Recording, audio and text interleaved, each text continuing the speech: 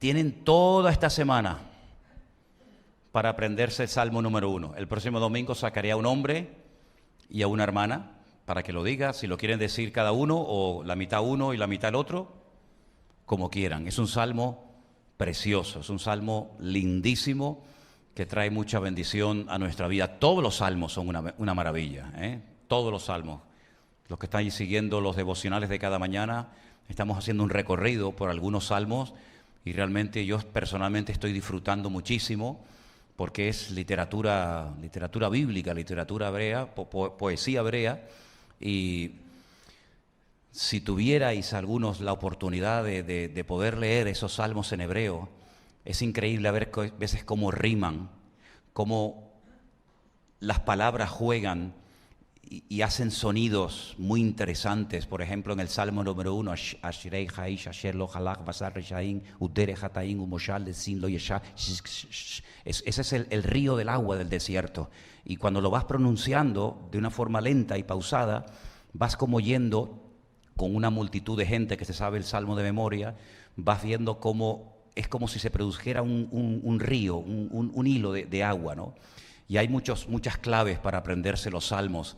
El Salmo 119, que en su día también lo estudiamos aquí en la Biblia, estudiamos todas las preguntas que aparecen, y es un salmo realmente extraordinario donde vemos el orden, cómo va una letra llevándote a otra y a otra y a otra, y así lo puedes aprender mucho más fácil, porque sabes que las primeras 8 letras, los primeros 8 versículos, empiezan por la misma letra, las siguientes 8 por la segunda letra, y así sucesivamente, y puedes ubicarte en cualquier momento en la parte del salmo que está leyendo, con qué letra, con qué palabra empieza ese versículo. Realmente les animo a que lean el libro de los salmos. De hecho, todos los días deberíamos leer algunos salmos. Hay salmos para empezar el día, salmos para ir a la guerra, salmos para gente que está pasando dificultades. Hay un salmo para la gente anciana, para la gente que ya tiene una cierta edad en la vida. Hay salmos para las mujeres que están a punto de dar a luz. Hay salmos para todos los momentos y circunstancias, por muy difíciles y adversas que sean de la vida. Así que lean ese libro de los salmos, que es realmente algo extraordinario. Su nombre original, salmo, es Teilín, y de ahí viene la palabra oración, que es Teilá. Teilá es oración, Teilín es salmos, y está relacionado el mundo de los salmos, el mundo de la alabanza, con la oración, porque la alabanza y la oración van de la mano, una lleva a la otra. Bueno, voy a pedir a los niños, ya si pueden pasar, ¿verdad?, a sus respectivas clases, y nosotros nos vamos a quedar aquí, y les invito a abrir la carta del apóstol Pablo a los Filipenses. Carta del apóstol Pablo a los Filipenses. Vamos en esta tarde a estar analizando esta hermosa epístola. Entraría dentro de las epístolas de prisión. Saben ustedes, lo hemos dicho muchas veces, que hay 4 cartas que el apóstol Pablo escribió desde la cárcel. Esta es una de ellas. La siguiente sería Colosenses.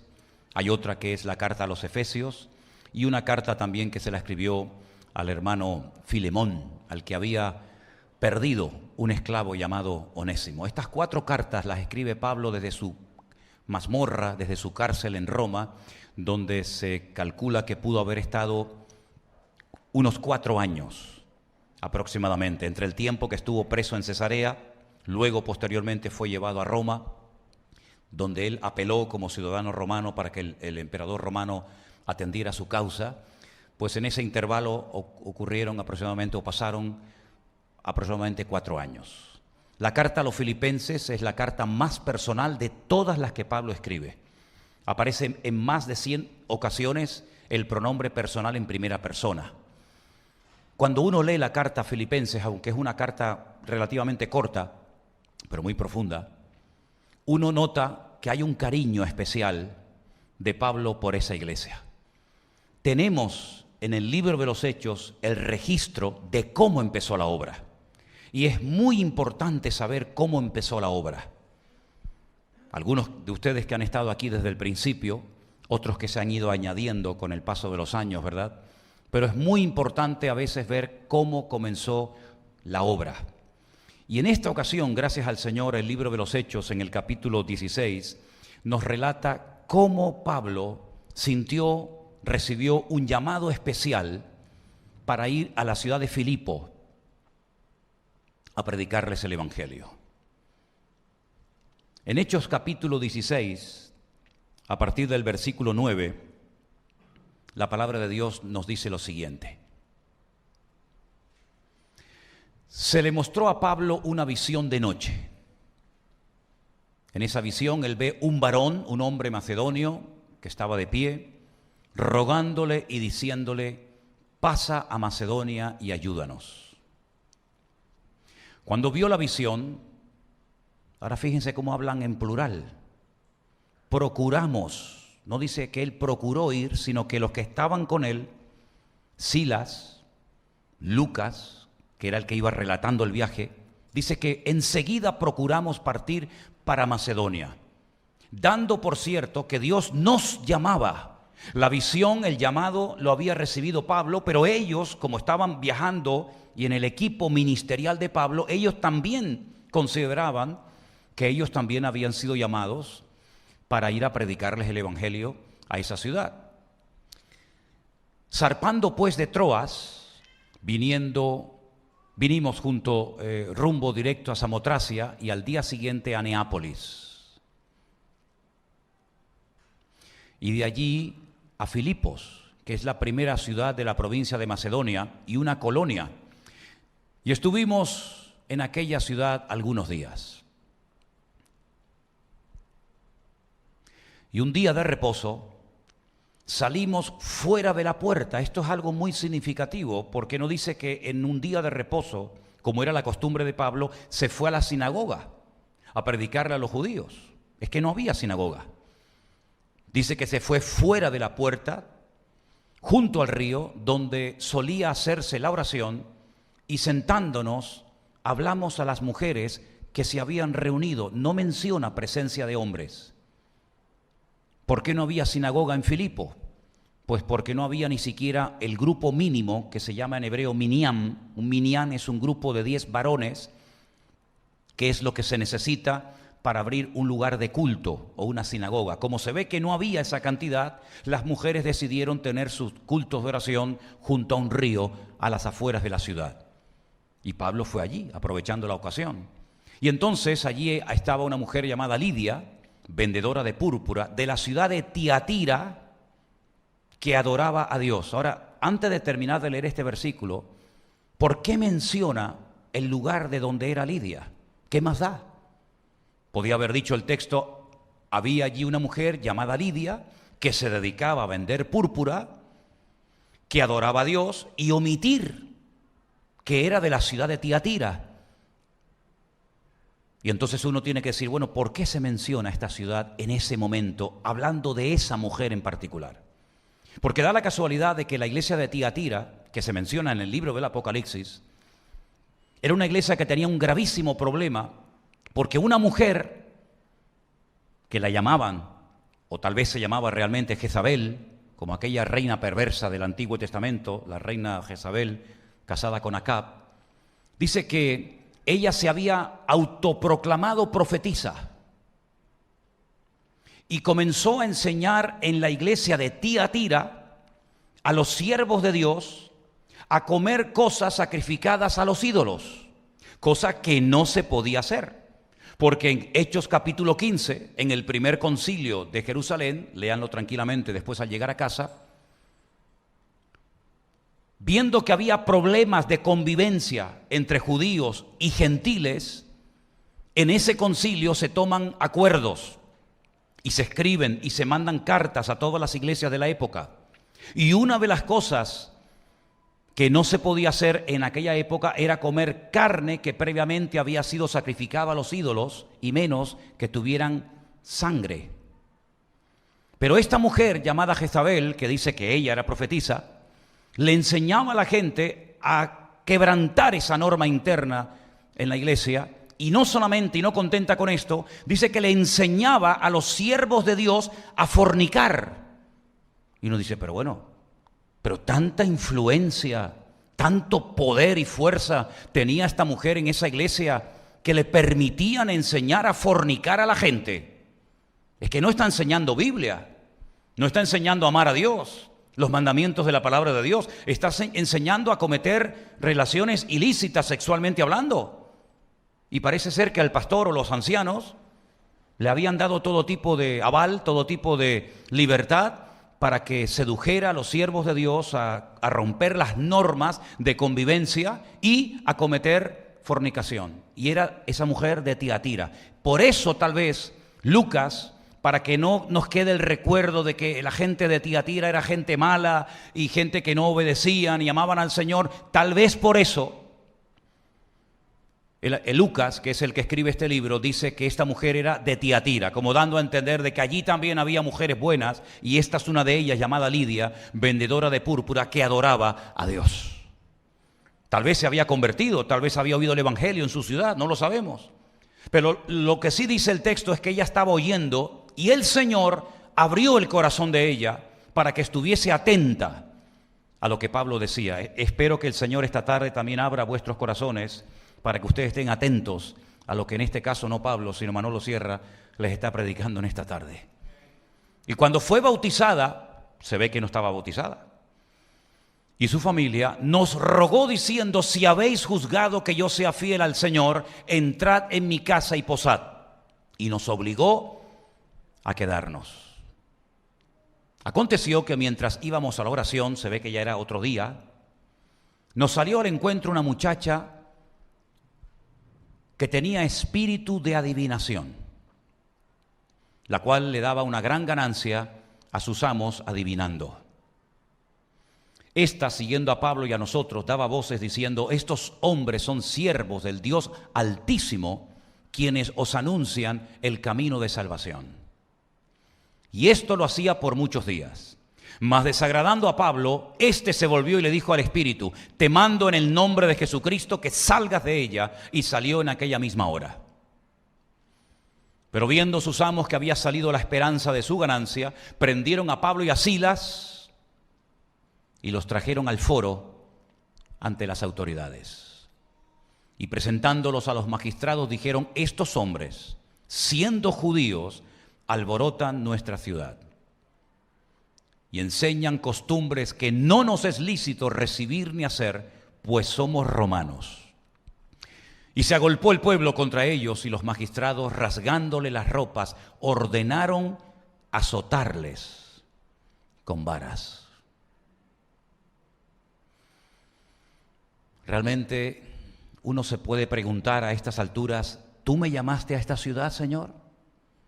Porque tú me dijiste en una noche, en una visión, que viniera a Filipos a predicar tu palabra, y cuando llegamos no hay ningún hombre que se convierta, pequeño grupito de mujeres que se reúnen a las afueras de la ciudad por echar fuera este espíritu de adivinación de esta joven. Me meten en la cárcel y previamente nos dan a Silas y a mí una paliza tremenda con varas.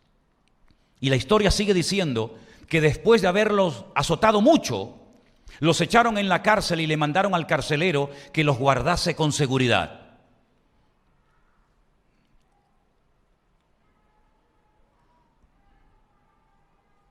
Hoy está lenta la lectura, ¿no? Yo voy al ritmo que me marcan. El cual, recibido este mandato, los metió en el calabozo de más adentro y les aseguró los pies en el cepo. Pero a medianoche, orando, Pablo y Silas cantaban himnos a Dios y los presos los oían. Qué tremendo, ¿eh? Qué maravilla.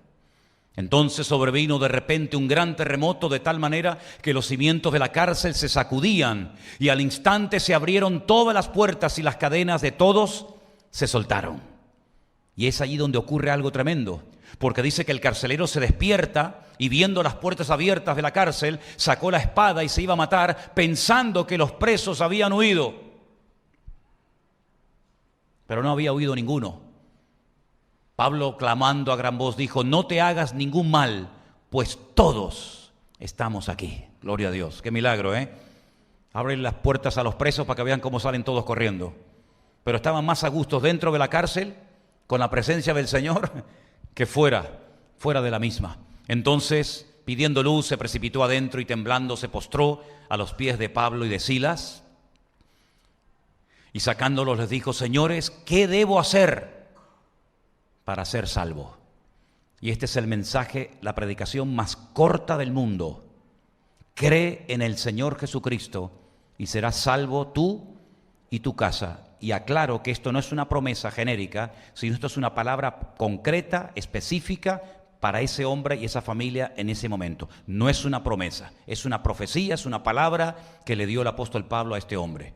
Le hablan la palabra del Señor a él y a todos los que estaban en su casa, y a continuación, sigue diciendo la palabra, que tomándolos en aquella misma hora de la noche, les lavó las heridas y enseguida se bautizó él con todos los suyos. Y así empieza en Filipo esta congregación, echando fuera al demonio de una joven con espíritu de adivinación, después de haber estado en la cárcel y haber sido azotados con varas y haber sido puestos los pies y las manos en el cepo, con un pequeño grupo de mujeres fieles que están junto al río oyendo la palabra de Dios. Así empezó la obra.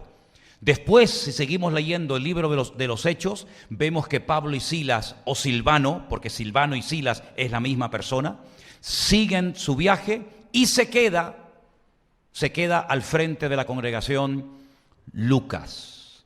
¿Cómo lo sabemos? Porque si ustedes siguen leyendo el libro de los Hechos, se van a dar cuenta de que ya él no se incluye en el relato bíblico, sino que durante 8 largos años Lucas se queda como pastor al frente de esa congregación.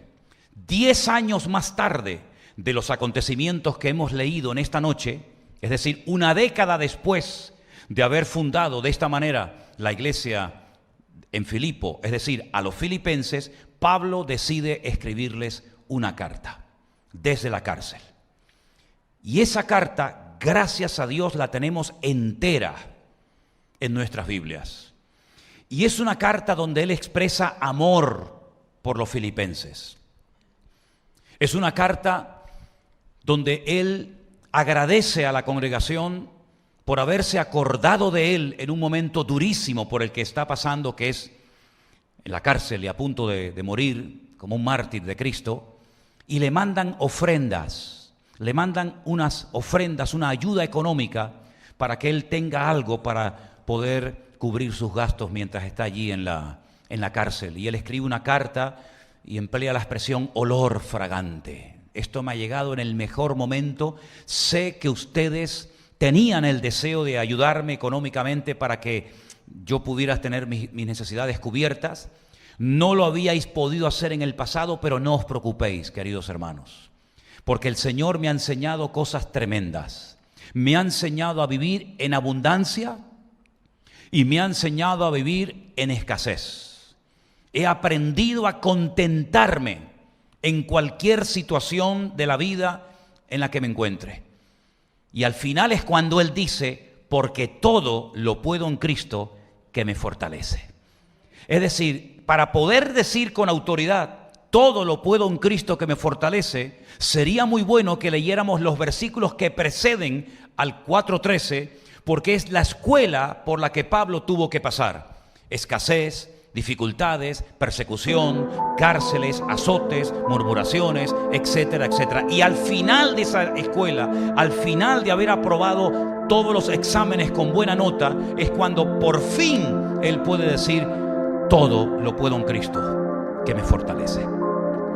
Se entera de que la congregación, donde había muchas mujeres de muy buena posición social, hay algunas discrepancias y algunas peleas y algunas divisiones internas, y menciona nombres de 2 miembros, de 2 hermanas de la iglesia. Una de ellas era Evodia, la otra era Síntique, y desde la cárcel Pablo les escribe diciéndole, hermanas, os ruego por favor que se reconcilien, que se arreglen las cosas entre ustedes y que sean de un mismo sentir en el Señor. Ahora, dije al principio que es la carta más personal de todas las que Pablo escribe, pero analizando letra a letra, casi palabra por palabra, la carta a los filipenses, vamos a encontrar que hay 2 palabras que él continuamente está repitiendo a lo largo de la epístola. Vengan conmigo al capítulo 1 de Filipenses, y la primera palabra que vamos a encontrar es la palabra evangelio. Evangelio, la buena nueva, el mensaje de salvación. Y él comienza a utilizar esta palabra haciendo referencia a diferentes asuntos. capítulo 1, versículo 5. Él dice que está orando, dándole gracias al Señor por los hermanos de Filipo, y dice, y por vuestra comunión en el Evangelio, común, unión. Estamos unidos, hay una unidad entre ustedes y yo a la hora de predicar, de anunciar, de vivir y de practicar el Evangelio. Es decir, no es que ustedes están predicando una cosa y yo estoy predicando otra, sino que estamos en una común unión, hay coinonía, hay una unidad perfecta, maravillosa entre la congregación y yo, porque tenemos en común el Evangelio desde el primer día hasta ahora. Es una iglesia que empezó de una forma muy sencilla, atípica, porque generalmente las iglesias no nacían de esta manera, pero Pablo valora lo poco, lo pequeño. Pablo no se queja, Pablo no dice, bueno, al fin y al cabo se han convertido muy pocas personas, no merece la pena que esté más tiempo aquí, sino que lo que vemos es que lo que empezó de una forma muy sencilla, muy humilde, casi pasando desapercibida, se constituye con el paso de los años en una iglesia poderosa, en una iglesia preciosa, y gracias al Señor tenemos esta carta en nuestras manos.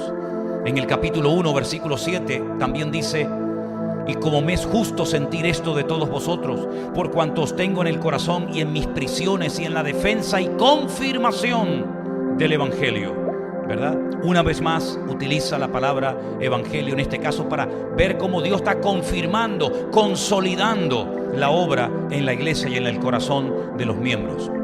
Seguimos en el capítulo 1, saltamos al verso 12.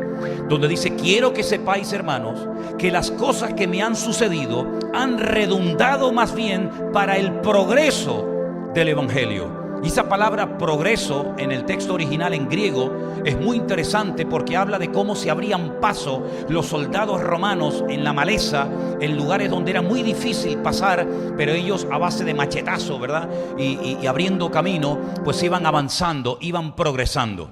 Y el apóstol Pablo dice, es verdad, ha habido dificultades, ha habido persecuciones, ha habido llanto, ha habido lágrimas, ha habido derramamiento de sangre, pero todo eso, quiero que sepan que no ha sido un freno al Evangelio, sino al contrario, todo esto ha redundado para el avance, para el desarrollo, para el progreso del Evangelio. En el capítulo 1, el verso 17, Pablo dice, pero los otros por amor, sabiendo que estoy puesto para la defensa del Evangelio. Le habían informado de que había personas que querían imitarlo, querían hacer lo que él hacía, predicar como él predicaba, viajar como él viajaba, por envidia, por celos, para hacerle, digamos, la competencia, por decirlo de alguna manera, y esto se lo habían dicho a Pablo, y Pablo dice, bueno, pues están predicando a Cristo, sí, ¿lo hacen por envidia? Sí, hermano, bueno, pues están predicando a Cristo, ¿por qué sigan predicando a Cristo? Ellos tendrán que rendir cuenta delante de Dios, a ver por qué ellos también quieren vivir y viajar y predicar y enseñar como yo.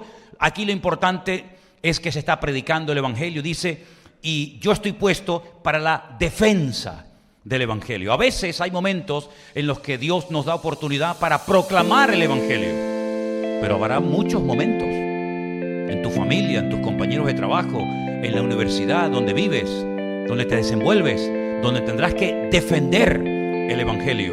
Y dice la Biblia que tenemos que estar siempre preparados para defender, para presentar respuestas coherentes ante todo aquel que demande razón de la esperanza que hay en nosotros. Y Pablo sabía que no solamente él tenía la obligación y el deber de predicar el Evangelio. De hecho dijo, ay de mí, si no anuncio, si no proclamo y si no predico el Evangelio. Pero también sabía, y lo hizo muy bien desde la cárcel a través de sus epístolas, que a veces él tenía que defender y pelear a favor del Evangelio. En el capítulo 1, el versículo 27, vuelve otra vez a aparecer la palabra.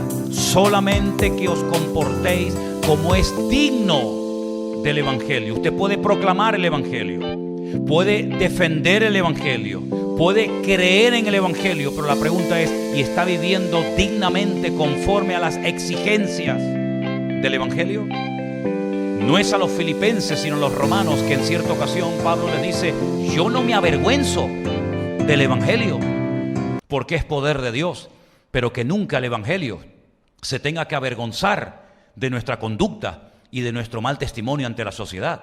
Pablo dice que tenemos que vivir dignamente conforme al Evangelio. Y al final del capítulo 1, verso 27, dice, por la fe del Evangelio.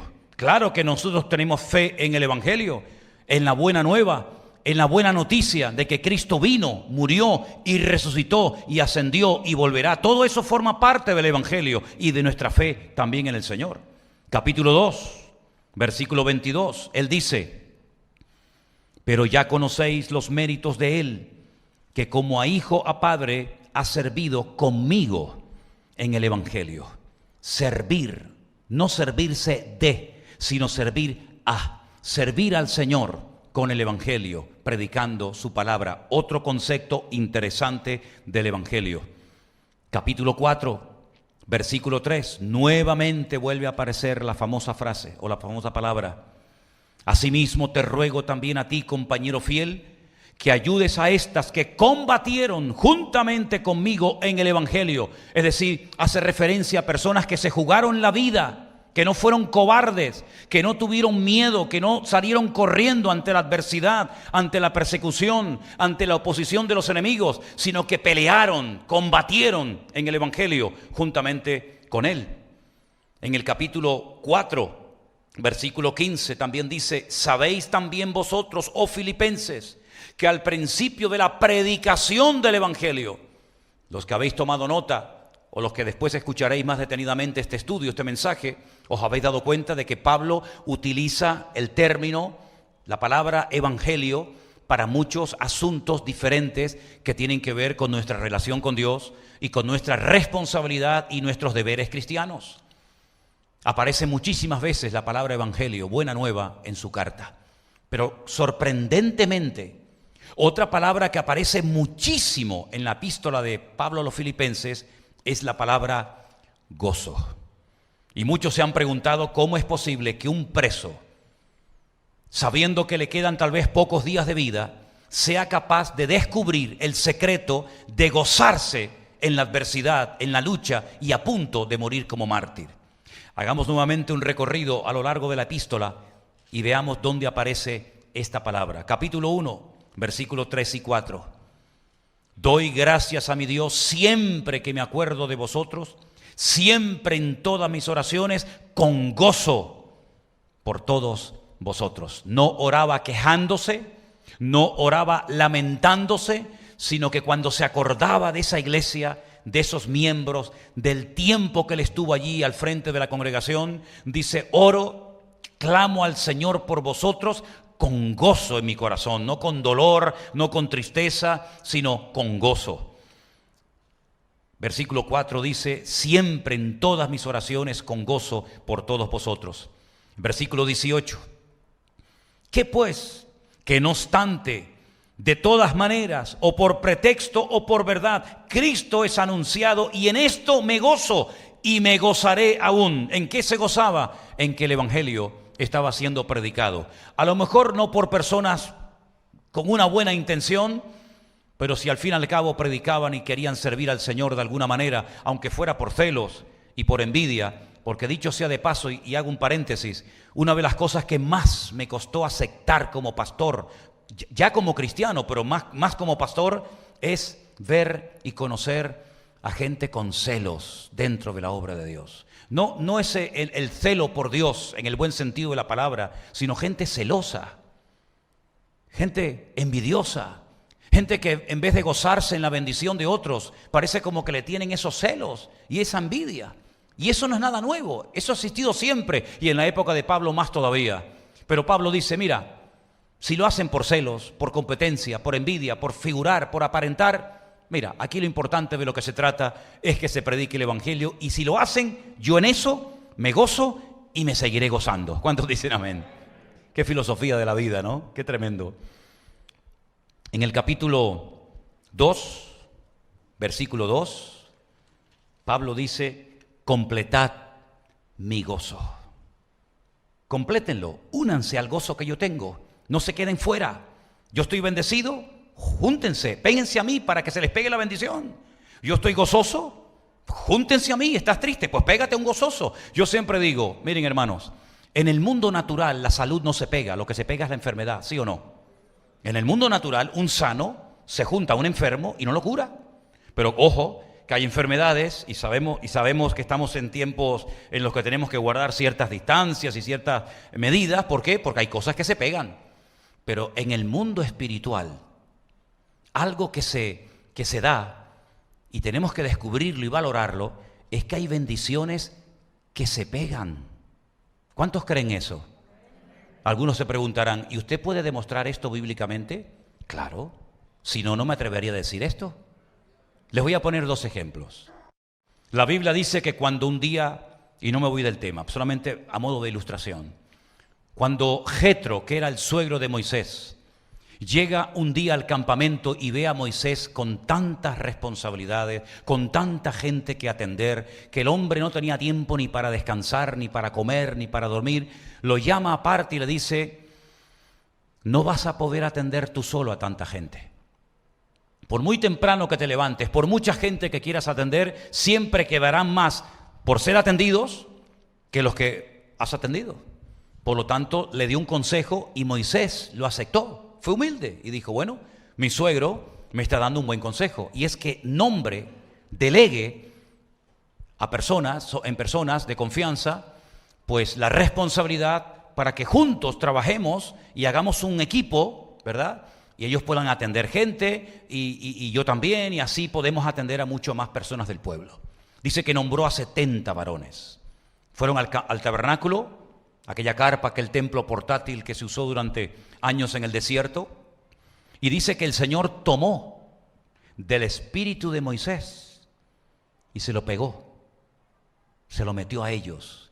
Es decir, no eran 70 competidores, esto no era una pelea, un saco de gatos peleándose el uno contra el otro, sino eran personas que iban a tirar del mismo carro, con el mismo sentir, con la misma carga, con la misma pasión, con el mismo fuego que tenía Moisés en su corazón.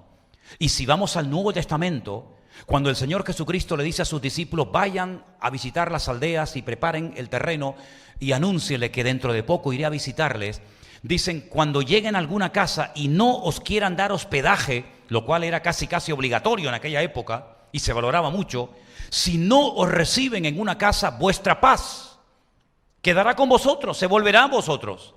Pero si en una casa os hospedan, coman lo que les pongan, aunque no les guste, cómanlo, no vayan saltando de una casa a otra, quédense allí, dice, vuestra paz reposará sobre los habitantes de ese hogar. Luego nosotros transmitimos no solamente la parte genética en la vida de nuestros hijos, sino que también nosotros transmitimos, queriendo o sin querer, nuestro espíritu. Por eso yo digo, usted está triste, busca un hermano alegre y algo bueno se le pegará. Tal vez por eso el mundo inventó un refrán, no es bíblico, pero es del mundo y dice, ¿cómo dice? El que a buen árbol se arrima, buena sombra le cobija. De ese no me acordaba mucho, pero del bíblico sí me acuerdo. El bíblico dice, anda con sabios y sabio serás. ¿Cuántos dicen amén? ¿Usted quiere ser sabio? ¿Cuántos quieren ser sabios? Busque a uno que sea sabio y péguese a él, algo se le pegará. ¿Usted quiere ser una persona de fe? Péguese a uno que tenga mucha fe y algo se le pegará. Y por eso vemos en la palabra de Dios que el gozo del Señor, que es nuestra fortaleza, también es contagioso. Usted no ha estado en una reunión donde uno empieza a reírse y el otro no sabe de qué se están riendo y todos en la sala terminan riéndose y al final dicen, ¿pero de qué se están riendo? No sé, pero nos hizo gracia. ¿Sí o no? Es como cuando hablamos de piojo. A todo el mundo le... Bueno, vamos a dejar eso. Filipenses 2:17. ¿Qué dice? Y aunque sea derramado en libación, libación es el líquido, era la sangre que se recogía de los animales y se echaba, ¿verdad?, sobre los sacrificios. Aunque yo sea derramado, fíjate, aunque me saquen la sangre y la derramen sobre el sacrificio y servicio de vuestra fe, me gozo y me regocijo con todos vosotros. ¿Cuántos dicen amén? Pues claro, gozarse si me sueltan de la cárcel, gloria a Dios, hacemos una fiesta. Pero no, yo me voy a gozar el día que cojan mi sangre y la derramen sobre un altar, sobre un sacrificio, como si yo fuera un animal. Ese día me gozaré y me regocijaré, y ustedes también tienen que gozarse juntamente conmigo. ¿Cuántos dicen amén? No, uno nada más. ¿Cuántos dicen amén? Es tremendo esto, ¿eh? Esto es tremendo. Está hablando un preso, un anciano condenado a muerte. Y miren cómo habla. Capítulo 4, es el último versículo, versículo 10. En gran manera me gocé en el Señor. Ahí está la clave. En el Señor. En gran manera me gocé en el Señor de que ya al fin habéis revivido vuestro cuidado de mí, de lo cual también estabais solícitos, pero os faltaba la oportunidad. Es decir, en esta carta, Pablo le enseña a los filipenses que él, que es el que peor lo está pasando, que está, entre comillas, privado de libertad, tiene más gozo que toda la iglesia en peso. Es decir, ustedes no tienen que estar preocupados por mí. Ustedes no tienen que estar tristes por mí, porque yo me estoy gozando aquí adentro como ustedes ni se imaginan, porque el evangelio está siendo predicado, porque el evangelio ha sido confirmado entre ustedes, porque el evangelio lo están llevando a la práctica hasta las últimas consecuencias. Y como parte del evangelio, si yo tengo que morir como si fuera un animal, derramando la última gota de mi sangre, en ese momento me seguiré gozando en el Señor. Y quiero que ustedes también se gocen juntamente conmigo. ¿Cuántos dicen amén? Es tremendo, es una carta realmente extraordinaria, es un manual práctico para vivir una vida cristiana victoriosa. Y esto sí me lo acabo de inventar ahora mismo. El libro de Filipenses es un manual práctico para vivir una vida cristiana victoriosa. ¿Usted quiere vivir una vida victoriosa o una vida mediocre? ¿Usted quiere vivir de victoria en victoria o quiere vivir de llanto en llanto y de lamento en lamento? Pues en Filipenses encontramos un ejemplo de un hombre condenado a muerte que probablemente nunca más volvió a viajar y a visitar congregaciones, que aprendió a gozarse en el Señor. Y como Pablo no escribía las cartas, sino que las dictaba, a los teólogos les ha llamado mucho la atención cuando el apóstol Pablo le está dictando a Silas la carta, y en el capítulo 4 encontramos lo siguiente. Pablo está dictando, seguramente caminando por la celda de un lugar a otro. El Espíritu Santo lo está inspirando, él está, escribe esto, escribe lo otro, y di esto, y no, eso no, bórralo, y escribe esto. Y hay un momento en la carta en el que Pablo le dicta a Silas y le dice, escribe. Capítulo 4, verso 4. Regocijaos en el Señor siempre. Y me imagino que el que estaba escribiendo la carta se la habrá quedado mirando diciendo, ¿qué? Y le dice, ¿qué dice el versículo?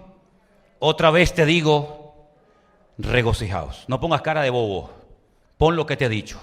Regocijaos. Si fueran argentinos sería doblemente gozarse, ¿no? Es no sé qué, ¿no? Gócense, gócense, gócense, no importa. No se dan cuenta que yo, que estoy condenado a muerte, que no voy a salir de aquí, que estoy pasando frío y calamidades y privaciones, no se dan cuenta que el hombre más gozoso del mundo soy yo. ¿Cuánto más ustedes, hermanos, que van a recibir esta carta? Así que regocijaos en el Señor siempre. No dice de vez en cuando. Cuando hay dinero, regocíjense y hagan fiesta y maten el becerro gordo. No, no, no. Regocijaos en el Señor siempre. Pero es que ya no estoy ganando tanto como antes. Pues aprende a gozarte ahora, porque si no aprendes a gozarte ahora, la lección va a durar todo el tiempo que ni te imaginas. ¿Por qué? Porque ¿cuántas veces se tiene que presentar a un examen una persona que lo suspende? ¿Cuántas veces? Pues hasta que lo apruebe. Hay algunos que el carnet de conducir lo aprobamos a la primera. ¿Cuántos de los que están aquí aprobaron el carnet teórico y práctico a la primera? Levanten la mano. El de la moto, el del coche, yo todo lo aprobé a la primera. Pero hay algunos que a la segunda. A ver, ¿alguien aprobó a la segunda? Algunos. ¿A la tercera? Algunos. ¿A la cuarta? Algunos. ¿A la décima? Bueno, déjelo ya. Vas a tener que presentarte y una vez y otra vez y otra vez y otra vez hasta que apruebes. En el sentido espiritual exactamente igual. Ya has aprobado la lección de gozarte en la abundancia. 10, aprobado. Matrícula de honor. Vale, vamos a la otra asignatura. Ahora voy a enseñarte a gozarte en la adversidad. Has suspendido el examen. Te has quejado, has estado con lloriqueo, has estado con una mala actitud. Mañana otra vez. Y otra semana otra vez igual. O peor que la anterior. Y ¿por qué tengo que repetir lo mismo? Porque no has aprobado el examen. Cuando apruebes el examen, ya verás que esa prueba se va y probablemente el Señor te enviará otra. Pero esa es la forma como Dios está tratando a la iglesia en el último año que estamos viviendo. Nos está mandando una serie de pruebas a todos, a todos. Y nos ha metido a todos en el mismo saco. Y a unos aprueban, otros suspenden, unos repiten. Pero lo que está bien claro es que el Señor lo que está tratando a través de esta hermosísima carta es inspirar a la iglesia de los filipenses y a nosotros, por supuesto también, para que aprendamos a gozarnos en la adversidad, en las pruebas, en las dificultades, porque por muchas pruebas que estemos pasando, ninguna se puede comparar a la que Pablo en este momento estaba experimentando. Estaba en una mazmorra, en una cárcel. A veces hemos visto en algunos documentales de televisión presos que se han construido su propia cárcel, y aquello más que cárceles parecían jaulas de oro. Parecían palacios, no le faltaba absolutamente de nada. Pero Pablo no está en una cárcel de oro con WhatsApp, con Facebook, con YouTube, con visitas, con buena comida. No, Pablo incluso cuando le escribe a Timoteo le dice: ven pronto porque el invierno va a empezar y me dejé el capote en casa de Carpo, tráemelo porque me estoy congelando de frío. Y tráeme los pergaminos, y tráeme esto, y tráeme lo otro. ¿Por qué? Porque él está pasando dificultades humanamente hablando. Pero en medio de esas dificultades escribe 4 cartas espectaculares. Y una de ellas es esta. Y yo doy gloria a Dios que el Señor permitió que esta carta nos llegara a nosotros hoy en día. Estuvo desde el año 46 hasta el 56, una década entera aproximadamente, predicando el Evangelio. Tratando de llevar el Evangelio a los gentiles, tratando de llevar almas a los pies de Cristo, gente de otro contexto cultural, de otras religiones, de otras prácticas, etc. Y llegó el momento en el que el Señor permitió que lo encerraran, lo protegió durante años, viajó por todo el mundo entero de su época, pero llegó un momento que los últimos 4 años de su vida no salió ni de aquí a la esquina. Tenía unas cadenas en las manos y en los pies que le impedían viajar, pero Pablo nos dice: ¿y ahora qué hago? ¿Ahora qué hago? No puedo predicar, no puedo orar, no puedo... No. Pero ¿no lo veis que en la cárcel de Filipo fue una práctica para lo que se le venía encima? ¿No dice la Biblia que en Filipo fue donde lo encadenaron, pusieron sus manos, su cabeza y sus pies en el cepo? Y allí aprendió a cantar a medianoche con sus espaldas destrozadas y los presos le se oían. Eso fue una preparación para lo que le vendría 10 años después, cuando finalmente acabara con su vida como si fuera un sacrificio sobre un altar. Pero él ya había aprendido a gozarse en la adversidad. Y todas las pruebas que hemos estado pasando en los últimos tiempos, en los últimos años o meses o días, nos han estado preparando para llegar hasta aquí, hoy y ahora. Y el Señor lo que quiere es fortalecernos en la fe. El Señor lo que quiere es que aprendamos a estar por encima de las circunstancias. Las aguas, las olas, los vientos que le daban miedo a los discípulos, a Cristo le permitieron demostrar su poder. Mientras ellos veían que las olas entraban dentro de la barca y mientras Pedro se hundía viendo el viento, el Señor caminaba por encima de todo aquello para demostrarles que lo que a ustedes les da miedo, lo que a ustedes les paraliza la fe, a mí me permite caminar por encima de eso y demostrarles mi poder, mi autoridad y mi gloria. Y cuando entra en la barca y se calma todo, le dice: eso es lo que ustedes tienen que aprender. Porque es muy fácil ir cantando alabanzas y coros mientras la barca va en un mar tranquilo. Pero yo les he enseñado que se puede caminar por encima de las aguas si ustedes quieren. Solamente se atrevió uno a hacerlo. Pero si todos se hubieran atrevido a decir: Señor, queremos caminar hoy contigo por encima de las aguas. Pedro, Juan, Santiago, Tomás, Bartolomé, Felipe, todos hubieran podido caminar por encima de las aguas en tempestad del mar de Galilea. Pero solamente uno se atrevió. Y hermanos, nosotros hoy en día tenemos la oportunidad de demostrarle con la práctica nuestra fe a nuestro Dios. ¿Cuántos dicen amén? Finalmente en la carta, el apóstol Pablo, una de las cosas que dice en el versículo 19, 4:19, es que mi Dios suplirá todo lo que os falta conforme a sus riquezas en gloria en Cristo Jesús. Es decir, Él está plenamente convencido que si a mí el Señor me ha provisto mis necesidades, también a vosotros os suplirá todo lo que os falta conforme a sus riquezas en gloria en Cristo Jesús. ¿No te has hecho esta pregunta alguna vez, hermano y hermana? ¿Cómo es posible que en una misma iglesia haya gente que le sobra y a otros que le falte? ¿Cómo es posible que unos estén gozosos y otros tristes?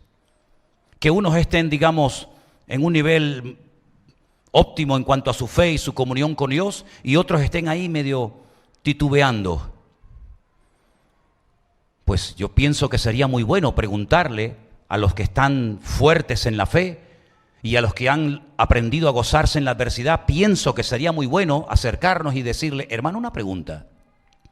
¿A usted cuando se le murió su hijo, o cuando lo echaron del trabajo, o cuando le dijeron que tenía un cáncer terminal, o cuando comenzó a tener todo tipo de problemas que sabemos que los tuvo, cómo hizo para estar hoy tan gozoso y tan fuerte y madura en el Señor? Es muy importante que los miembros que están pasando por ciertas y determinadas dificultades se acerquen a sus hermanos mayores en la fe y les pregunten qué han hecho, cómo han logrado superar esos problemas, esas adversidades, esas pruebas, para que de esa manera podamos crecer al unísono y podamos gozarnos, porque los principios de Dios funcionan para todos los miembros de una congregación, y lo creo con todo mi corazón. Por eso Pablo lo que está diciendo aquí es algo tremendo. Él está diciendo: mi Dios, que era el Dios de todos los filipenses, suplirá todo lo que os falta conforme a sus riquezas en gloria en Cristo Jesús. Esto sí que es una promesa. Esto es una promesa genérica para toda la congregación. Es decir, el Dios que me ha provisto a mí, el Dios que me ha cuidado, el Dios que me ha usado, el Dios que me ha bendecido hasta aquí, es el Dios que ustedes tienen. Por lo tanto, no es que yo sea de un nivel superior a ustedes, sino que ustedes tienen que aprender que hay cosas que se aprenden con lágrimas, con sufrimiento y con dolor, pero que cuando las aprendes funcionan para toda tu vida. ¿Cuántos dicen amén? Y por eso Pablo termina diciendo: a Dios y Padre de nuestro Señor Jesucristo, a Él sea la gloria por los siglos de los siglos. Amén. Luego hay dos porciones en la carta que son realmente espectaculares. Yo les voy a pedir que ustedes tranquilamente las lean en casa. Y una es la porción que va del capítulo 2, del versículo 5 al 11. Repito, capítulo 2 del 5 al 11, donde se habla de la humillación y exaltación de la misma persona, de Cristo. El que se despojó, el que se anonadó, el que se hizo nada por nosotros, el que toma forma humana y decide humanarse en forma de siervo,